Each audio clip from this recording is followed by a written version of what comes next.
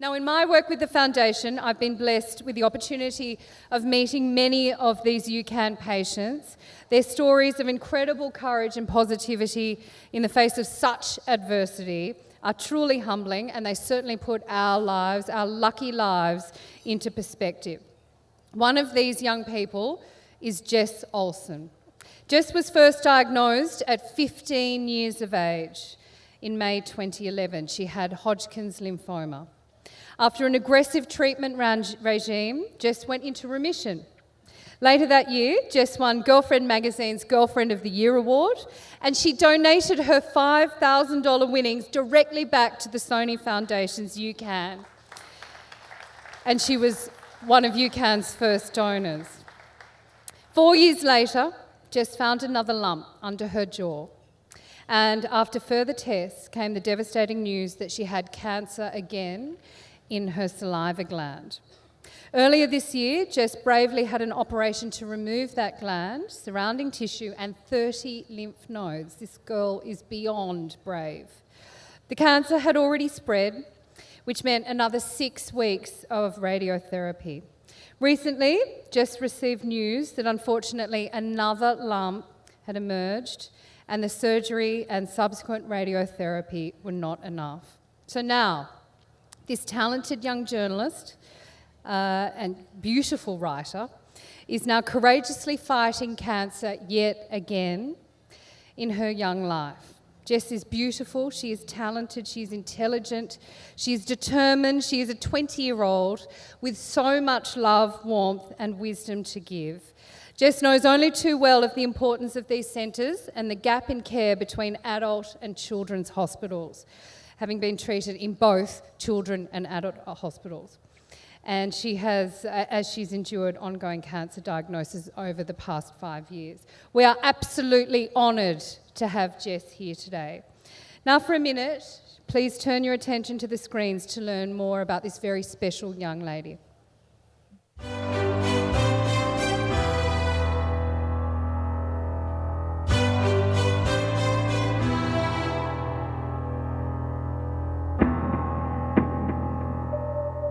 I'm like a hoarder.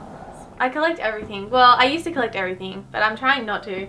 That was actually my last hospital band up there in the corner. Oh, that's cute. It's like, it says, I had cancer, not cooties. And they sent it to me. I think that might have been my latest surgery. So yeah, maybe I am still a hoarder. This is my real hair, but I was like 12.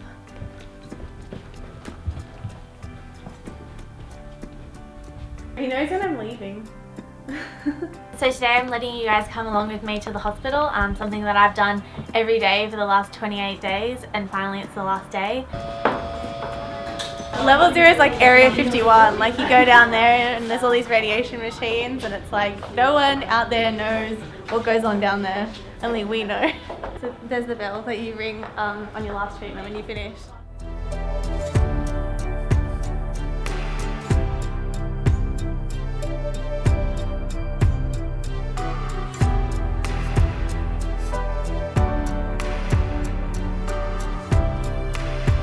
Not having someone my age in the hospital with me really affected me, because you already feel like an alien being like, why do I have cancer? This is something that all people have, because there's not that much awareness that younger people actually do get cancer. And it was a bit scary. I sort of felt like this was the end of the road, like I was around like all really old, weak people. It's a mental game, and if you start to doubt yourself or start to get scared or feel like you're not winning, you know, it can really take you downhill.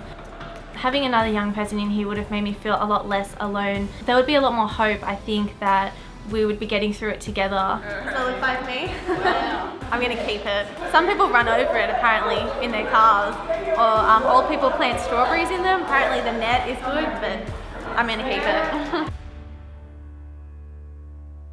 it. Just turned 15 when I was in here. All chemo here and then all radio at Prince Wales.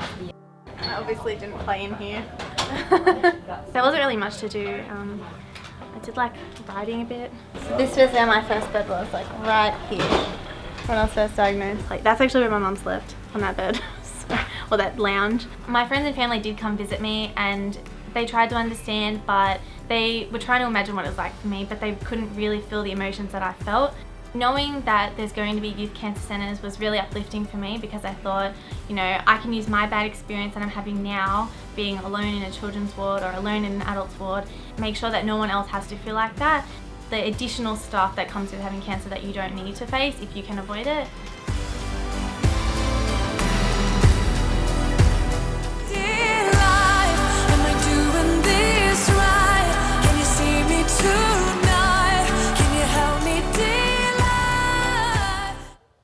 She's such a special young woman. I'm so glad that I know her, that you are all going to get to know her. Ladies and gentlemen, please show a lot of love. Give a very warm welcome for Jess Olson.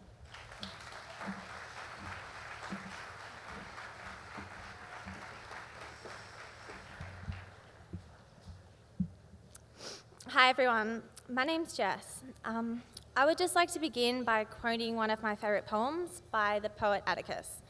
He says, "My young life burnt me alive. The poet came from the ashes, but the words came from the fire."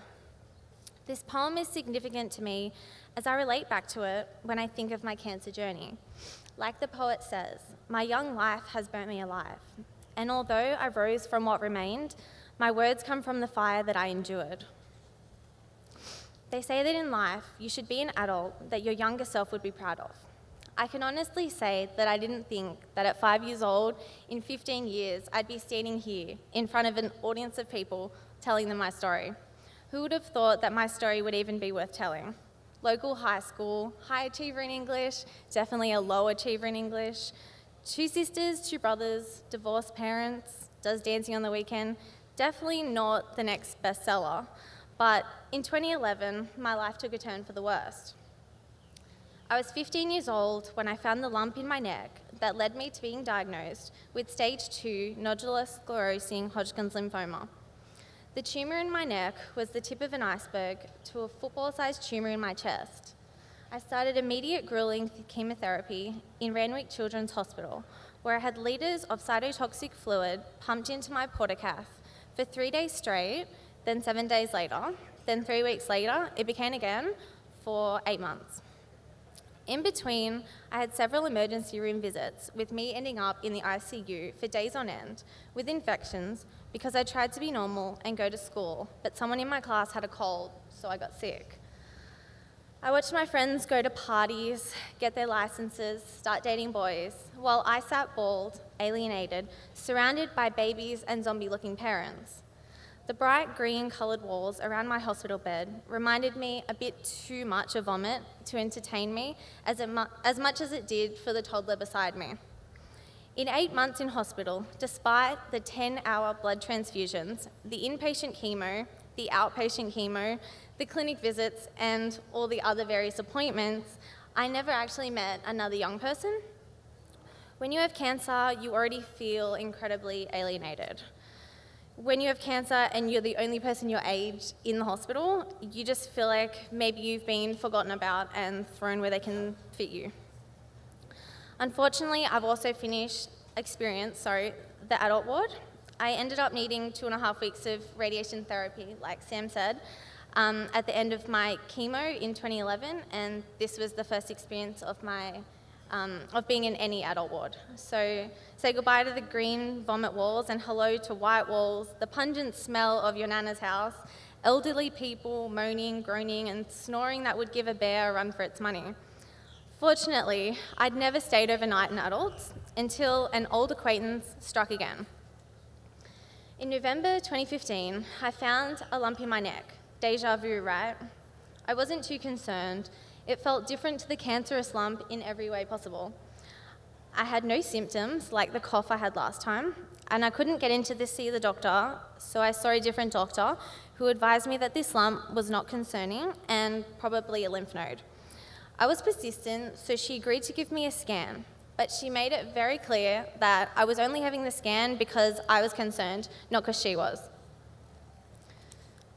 When it came back and it was nothing, I went about my life as usual. A man I worked with weekly on a Saturday reminded me every week about the lump, asking if it was getting smaller or bigger.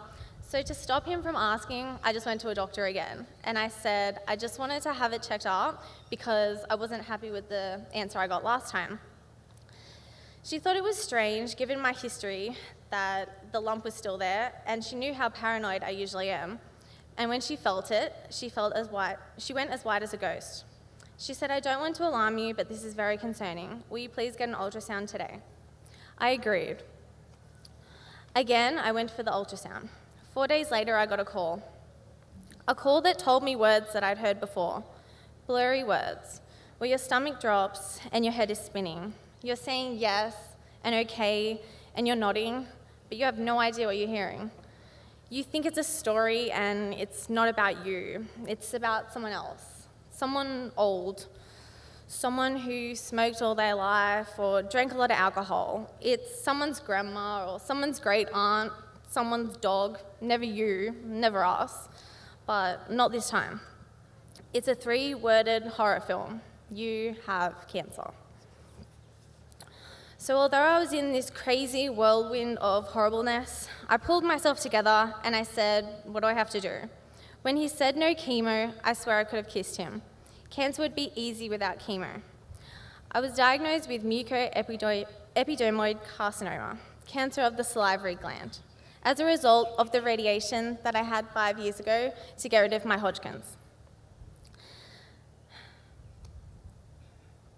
I had surgery to remove the salivary gland, the tissue around it, and 30 lymph nodes.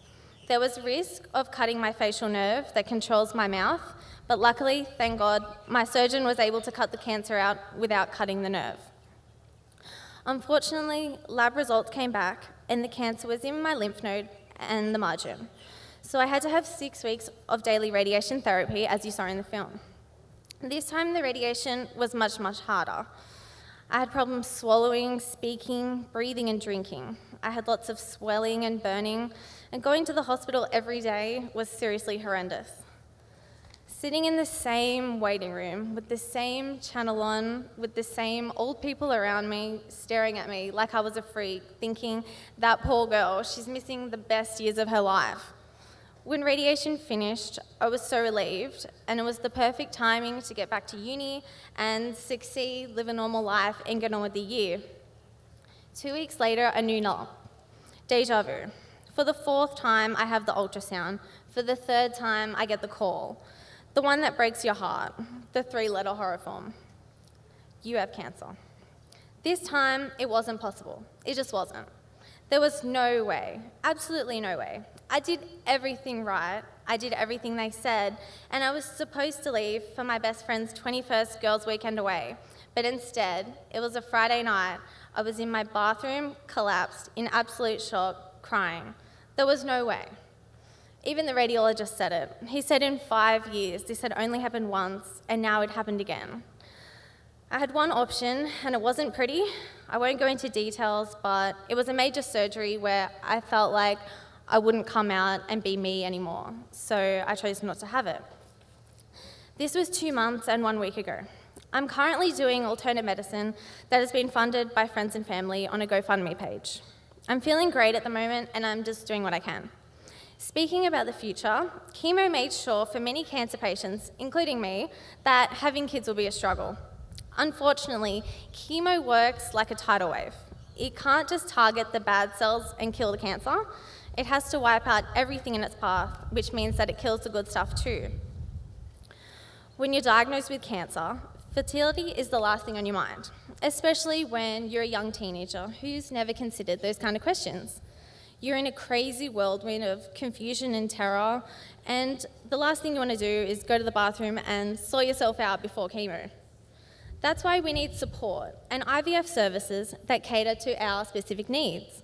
My experience of IVF included thousands of dollars, invasive procedures that aren't dulled down for girls my age or made less intrusive and scary, and the same question over and over. So why is someone like you doing IVF?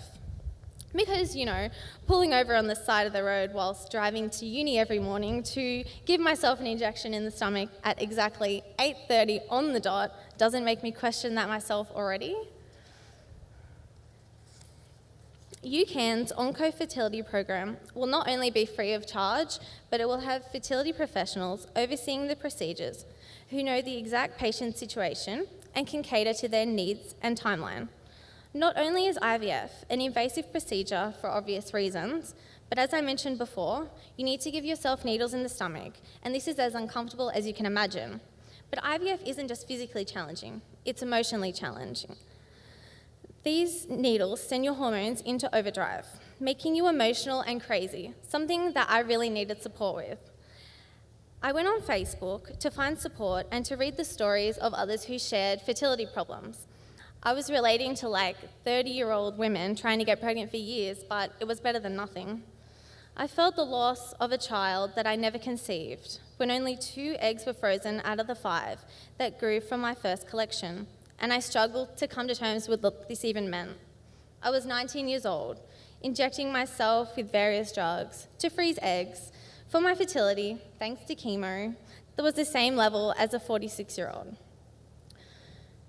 I was doing all this to create a plan B for babies in perhaps 15 years with a husband I probably haven't even met yet. You try wrapping your head around that. So that's why I'm here today, to tell you guys that cancer isn't something that only old people get. I don't have to stand here and preach statistics at you to tell you that it doesn't discriminate. This is why young people cannot just be thrown into facilities where their needs aren't met.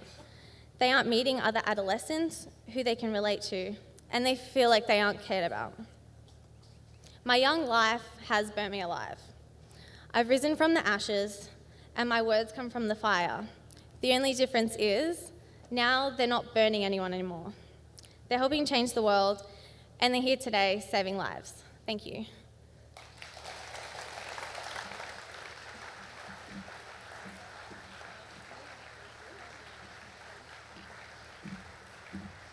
Wow.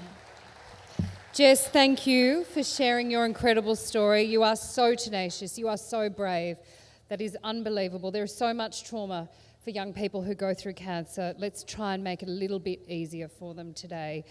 You have really inspired us all, moved us all here, and we are going to support you every step of the way.